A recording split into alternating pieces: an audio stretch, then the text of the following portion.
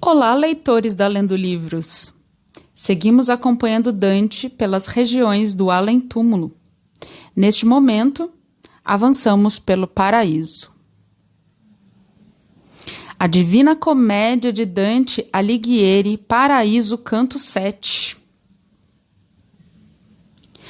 As almas do céu de Mercúrio se afastam e Dante hesita novamente. Beatriz percebe sua angústia e passa a lhe responder suas dúvidas. E ainda discorre sobre os mistérios da criação. Ela explica-lhe por que tanto a punição de Cristo quanto a vingança a esta punição, com a destruição de Jerusalém, foram justas. Beatriz ainda fala acerca da forma pela qual Deus escolheu para redimir o pecado dos homens e depois discorre sobre a corrupção da matéria, criada indiretamente por Deus, e a incorruptibilidade do corpo humano, criado por ele, quando fez Adão e Eva. Hosana, Sanctus Deus Sabaoth, super illustrans claritate tua felite ignes orum malacot. Salve, ó Deus Santo dos Exércitos, que ilumina do alto com tua luz claríssima os ígneos beatos deste reino.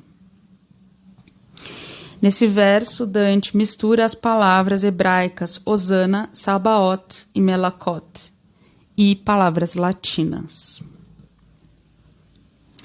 Girando ao ritmo desse canto, assim me pareceu fazer a alma do Justiniano, sobre a qual uma dupla luz irradiava-se.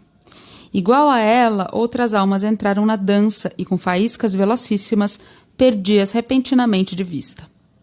Tomado pela dúvida, dizia a mim mesmo: fala com ela, fala com ela, fala com minha senhora.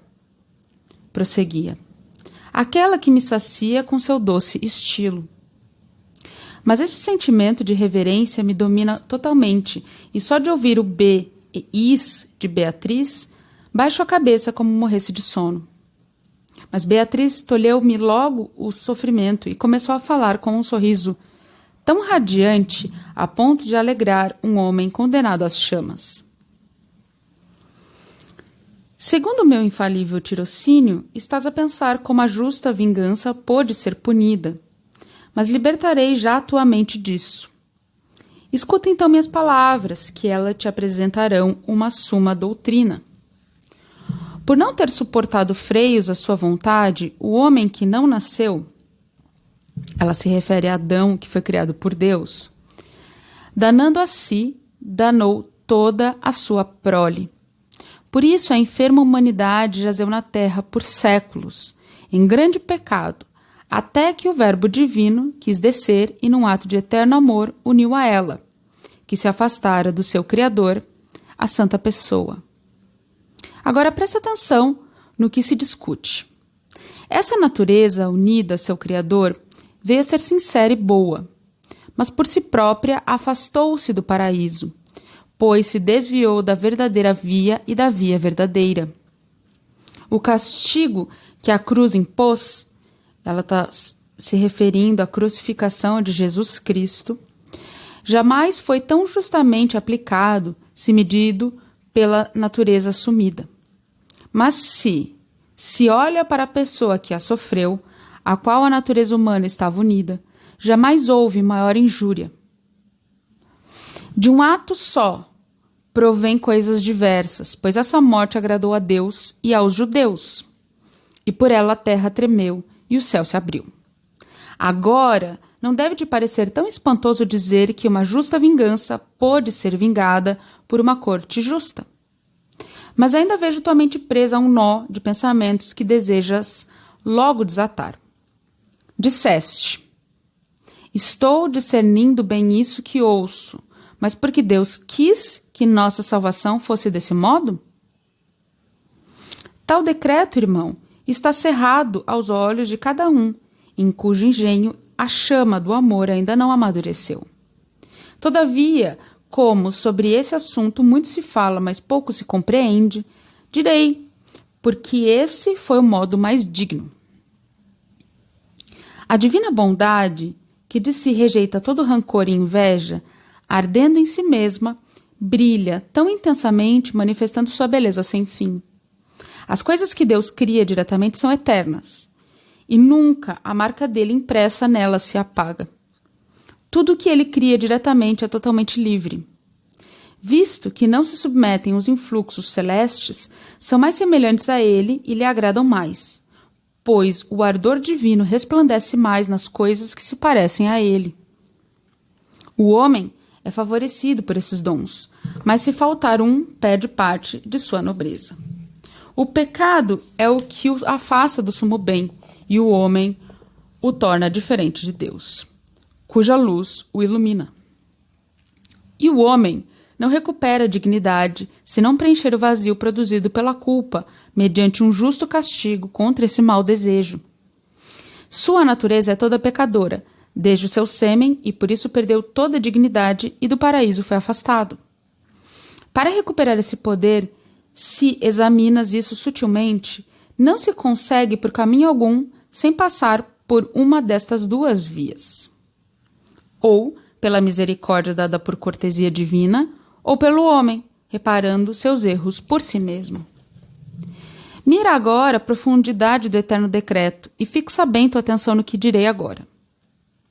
O homem jamais poderia, dados os seus limites, reparar seus pecados, pela impossibilidade de humilhar-se na mesma medida de sua desobediência.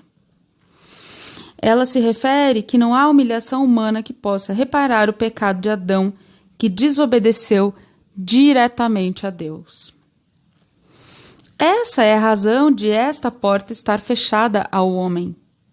Então convinha a Deus apresentar os caminhos da reparação dos pecados do homem, seja com a misericórdia, seja com a justiça, ou ambas.